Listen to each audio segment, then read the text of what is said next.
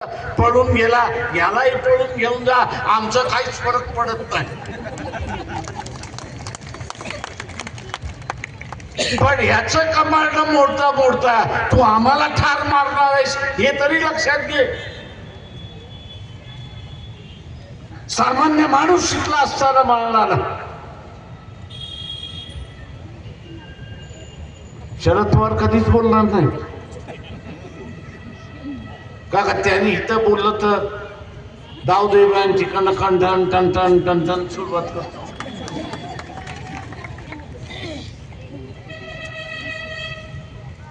अजित पवार बिचारा, मी त्याला बिचारा म्हणतो कारण नागपूरमध्ये आमच्या बरोबर युतीमध्ये बसलो, वाटत झाली एनसीपी बरोबर, एनसीपी शरद पवार, एनसीपी अजित पवार बरोबर डिक्लेअर होणार. कुठून फोन वाजला माहित नाही, त्यांच्या अध्यक्षाचा फोन आला, अनिकेत म्हणून आपले अध्यक्ष आहेत, त्यांना आपली युती तुटली म्हणून सांगतो. आणि तो म्हटलं तुम्हाला 2 जागा जास्ती पाहिजे तुम्ही सोडतो ना, आपण बसतो. जागेचा प्रश्न नाही, आम्हाला आदेश आलाय की तोडा आणि स्वतंत्र लढा. आता हा आदेश कुठून आला असेल तुम्हाला ओळखायला वेळ लागणार नाही. आणि म्हणून ज्यांची अवस्था जी इथे उठ उठ आणि बस तर बस अशीच आहे. म्हणजे याच पिंपरी चिंचवडमध्ये अजित पवारांनी बीजेपीला चॅलेंज केलं की नाही केलं.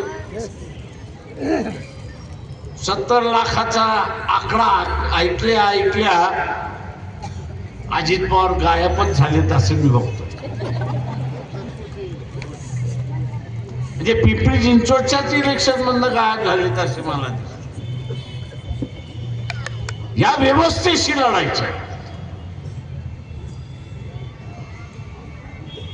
जे गुलाम करायला निघाले, जे गुलाम करायला निघालो त्याच्यावरती आपण लढायचं. हे सगळं बघितल्यानंतर मला असं वाटलं की आपण जरा तिसरा डोळा उघडून बघू.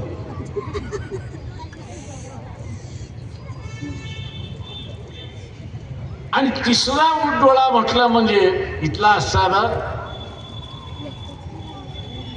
काय म्हणतो आपण, तिसरा डोळा कुठला असतो, तुम्ही सगळे वापरता तो तिसरा डोळा. प्रत्येक घरामध्ये वापरला जातो तिसरा डोळा. कुठला डोळा सांगा बरं. शिक्षण.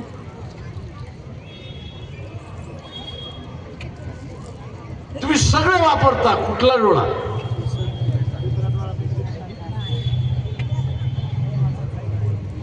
ज्या घरामध्ये लग्न होतं त्या लग्न पत्रिकेवरती सगळ्यात महत्वाचा मजकूर काय असतो.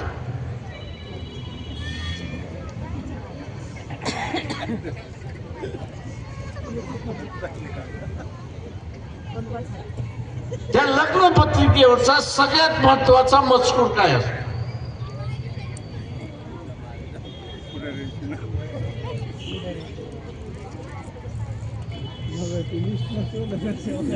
सगळ्यात महत्वाचा मजकूर काय. कुणाला येत नाही वाटत तर मूर्त.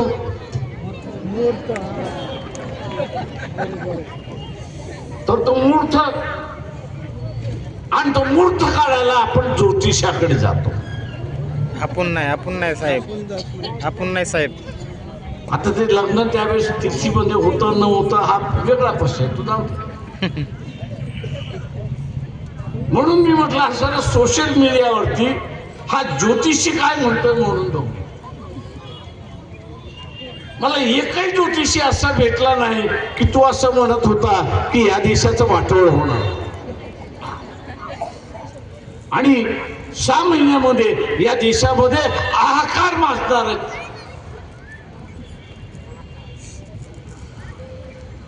आणि म्हणून एका ओळखीच्या ज्योतिषाला फोन केला. अरे म्हटलं मला एक ज्योतिष असं सांग की जो म्हणेल की या देशाचं बरं होणार आहे. तो म्हटला प्रकाशावर तसं काही समजू नका, त्या आर्मी चीफनी जे म्हटलंय ना ते आपण सिरियसली घेत नाही आहोत. आर्मी चीफनी जे म्हटलंय ते आपण सिरियसली घेत नाही आहोत. जग जे आहे मोदीला धडा शिकवायला निघालेला आहे.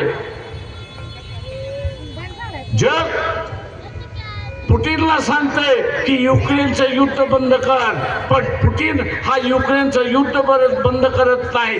याचं कारण की त्याला असणारा रसद, पैशाच्या रसदची पुरवठा हा नरेंद्र मोदी त्या ठिकाणी करतो.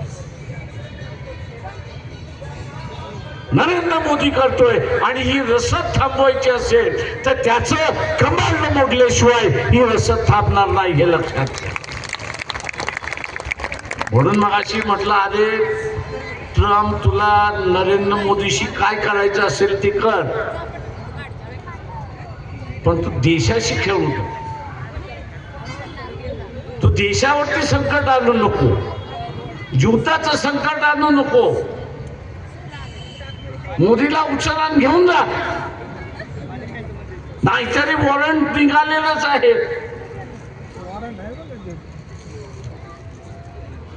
मोदीच्या नावाचं अमेरिकेमध्ये आज नाही 12 वर्षापूर्वी वॉरंट निघालेलं आहे, अरेस्ट वॉरंट निघालेला आहे.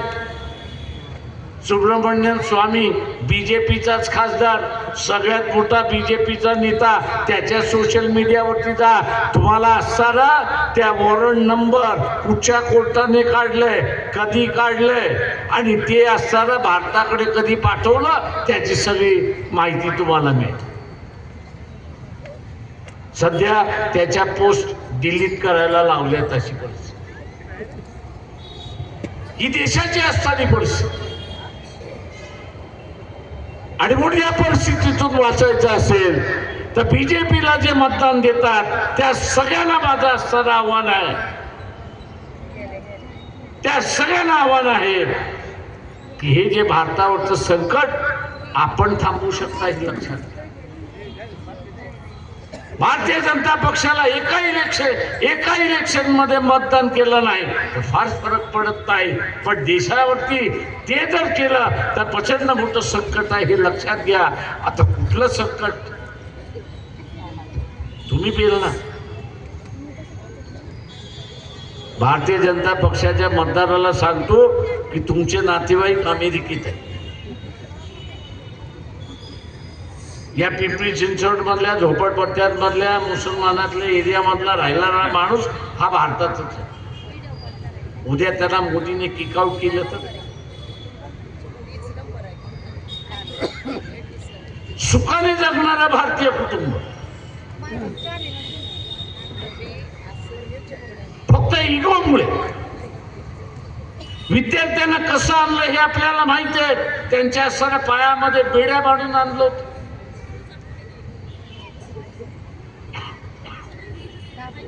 उद्याच्या असणारी अशी परिस्थिती येऊ नये म्हणून मी आव्हान आपल्या सगळ्यांना करतोय की आपलं मत वंचित बहुजन आघाडीला द्या, पण भारतीय जनता पक्षाला देऊ नका, आव्हान करतो आणि आपलं रजा घेतो. जय भीम, जय भारत, नमस्कार.